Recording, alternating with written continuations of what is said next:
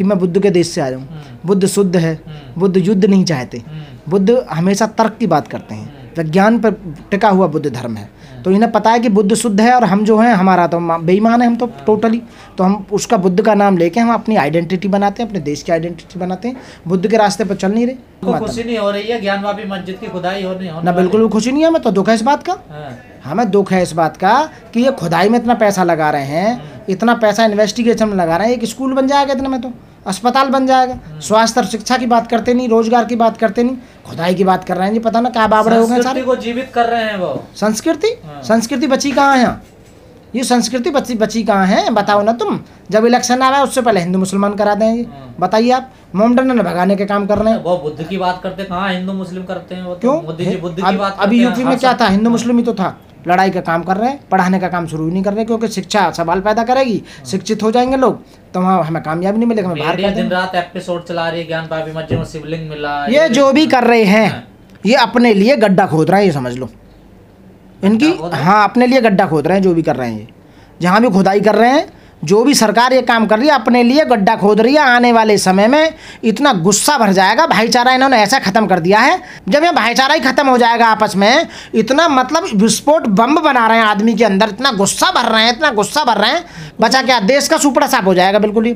ये चाहते नहीं है, क्योंकि इन्होंने आधा देश तो लूट के बाहर रख दिया पैसा विदेश में। इन्हें जरूरत ही नहीं है अब ज्यादा पैसे की। जापान गए, पूरे दुनिया विश्वगुरु की नजर देख रही है भारत को। आप लोग विरोधी हैं क्या बीजेपी के? बिल्कुल भी विरोधी ना, हम तो बिल्कुल चाहते हैं कि मोदी जी, योगी जी बढ़िया राज करें, पर वो नहीं कर रहे हैं। उनकी जो कार्यशैली है वो अच्छी नहीं है, उस पर प्रश्न चिन्ह पैदा हो रहे हैं। कहाँ प्रश्न चिन्ह पैदा हो रहे हैं? क्यों?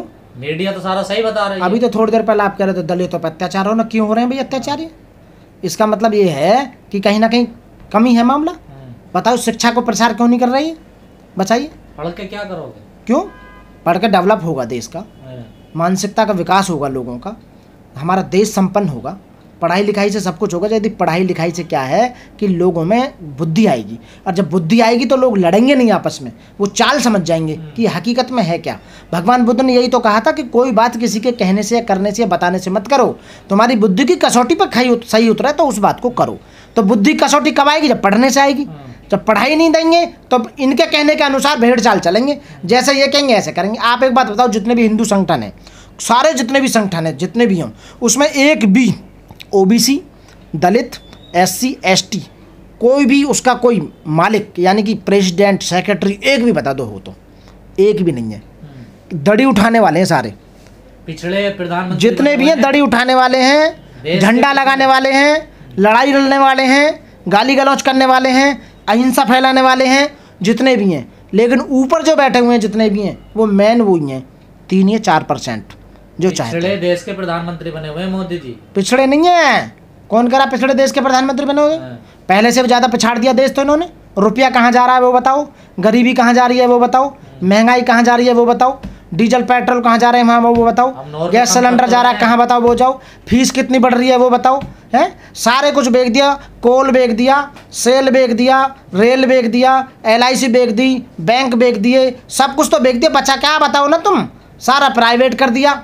बताओ, बस सरकारी बच रही है सर। तो मैं इसलिए जनता से कह रहा हूँ, इस सरकार को प्राइवेट कर दो, तो उसकी क्या जरूरत है? 5 ट्रिलियन के GDP होने वाली इकोनॉमी है हमारे देश। कुछ नहीं है, 2.5 ट्रिलियन में 1.5 ट्रिलियन तो साला वही है कर्जी है हमारे देश पर। बताइए, रिजर्व बैंक बेकार कंगाल कर दिया, उसमें जितना सोना था वो बर्बाद कर दिया, वो सब रख दिया, और वर्ल्ड बैंक से पैसा ले लिया।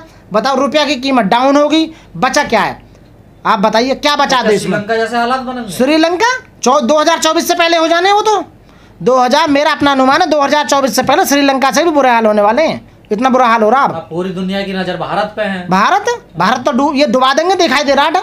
तो ये सरकार पूरी तरह से नाकामयाब रही है, क्योंकि ये जितने भी बैठे गूंठा टेक अनपढ़ हैं। इन पर कुछ कौन सा तुम्हें बता रहा है? बताइए कौन सा इकोनॉमिस्ट है इसमें? बताओ कौन सा इसमें ज्यादा लॉ पढ़ा लिखा? बताओ। वो तो ब्यूरोक्रेट चलाते हैं ना देश को। ब्यूरोक्रेट बेचारा डर के मारे कुछ बोलना रहा, 1 मिनट में सस्पेंड कर दें।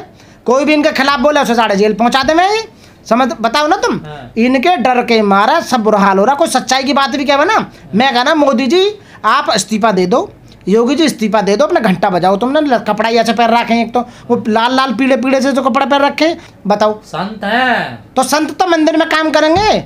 बताओ संतन का यहाँ क्या काम है? वो मंदिर का काम भी कर रहे हैं, देश का भी काम कर रहे हैं। तो मैं यही तो कह रहा हूँ, जिन्हें नॉलेज ही नहीं है कि परिवार कैसे चलता है, बच्चे की फीस कैसे भरी जाती है, बच्चे को खाने से खाना आता है, बुढ़े की सेवा कैसे की जाती है, देश को कैसे डेवलप किया जाए। जब कोई घर के डेवलपमेंट के बारे में, छोटा सा घर उसे नहीं संभाल सकते, उनके डेवलपमेंट का काम नहीं कर सकते, तो देश का डेवलपमेंट कहाँ हो रहा है? कुतुब मीनार में भी कुछ है, कुतुब मीनार खोद का गेलो कुछ भी ना लिखड़ा है, हम कहाँ लिखड़ा है, हम कुछ ना कुछ। लेकिन मोदी जी ने जापान में कहा कि मैं ऐसा आदमी हूँ जो पत्थर पे लकीर खींचता हूँ, न कि मक्खन पे लकीर खींचता हूँ। अरे भैया मोदी जी की तो बात पर विश्वास ही ना मेरे को, वो तो झूठे आदमी है यार, उनकी बात मत करो तुम।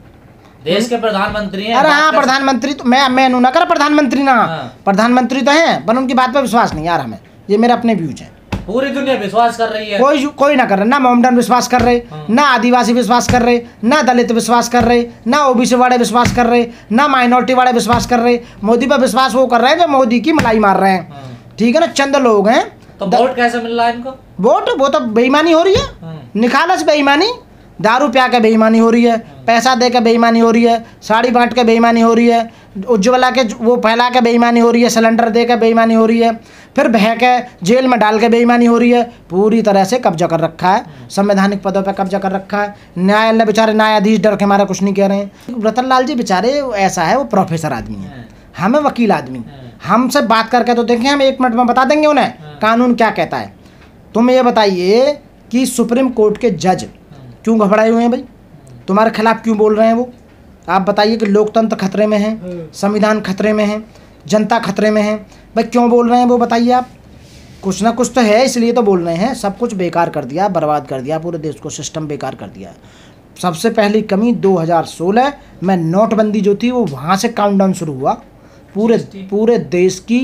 एक में दूसरा एक GST एक ही बना दिया। मैं कह रहा हूँ कि केवल इन्होंने जो इन्होंने मुद्रा को जो चेंज किया था 2016 में, भारत की करेंसी को, वहाँ से बेवकूफ़ी का काम स्टार्ट हुआ और पूरा देश बर्बाद होने की कगार पे है। वो दलित भोजन माता के हाथ का खाना नहीं खाया स्कूल में बच्चों ने। हाँ। छोटे छोटे बच्चे, उनको जातिवाद किसने सिखा दिया स्कूल में? छोटे छोटे बच्चे हैं। इसमें मैं सबसे ज़्यादा बोलता हूँ सरकारों की कमियाँ हैं। सरकार हमेशा नाकाम रही हैं ये सब कुछ करने में। अनटचबिलिटी ये जो है, इसको बढ़ावे ना घटाने का काम सरकार का काम है। सरकार यदि चाहे तो सब कुछ कर सकती है। ये सरकार जानबूझ के ऐसे बनाए रखना चाहती है, उनको बिल्कुल अशिक्षित बनाए रखने चाहती है और व्यवस्था को बनाए। आजकल तुम देख रहे हो कि पूरे देश में जितने भी मुगल कालीन सम्राटों ने जो बनाए थे, ताजमहल, मस्जिदें, सबकी खुदाई करने को तैयार हो रहे हैं। पता ना जिन क्या मामला हो रहा। बाबा निकल रहे हैं, बाबा ना उनकी डेड बॉडी ने कहा करेंगे, हड्डी ने निकाल के मेरे समझ में नहीं आ रहा। बीजेपी वाले पता ना कौन सी लैब बना दी उन्होंने। केवल 2024 का माहौल बनाया जा रहा है। सन 1947 में वर्शिप एक्ट बना था, उसमें ये कहा गया था कि जहाँ मस्जिद है वहाँ मस्जिद रहेगी, जहाँ मंदिर है वहाँ मंदिर रहेगा, किसी के साथ कुछ नहीं होगा। लेकिन ये पब्लिक को तो पता नहीं है कुछ भी। 19 करने में आता है। हाँ जो भी है, तो उसमें क्या है कि उसमें एजिट रहना है। ये माहौल बनाकर 2024 में दोबारा प्रधानमंत्री बनने के सपने देख रहे हैं, सरकार बनाने की कर रहे हैं, पर बेवकूफ़ लोगों को पता ही नहीं है, जो अनपढ़ लोग।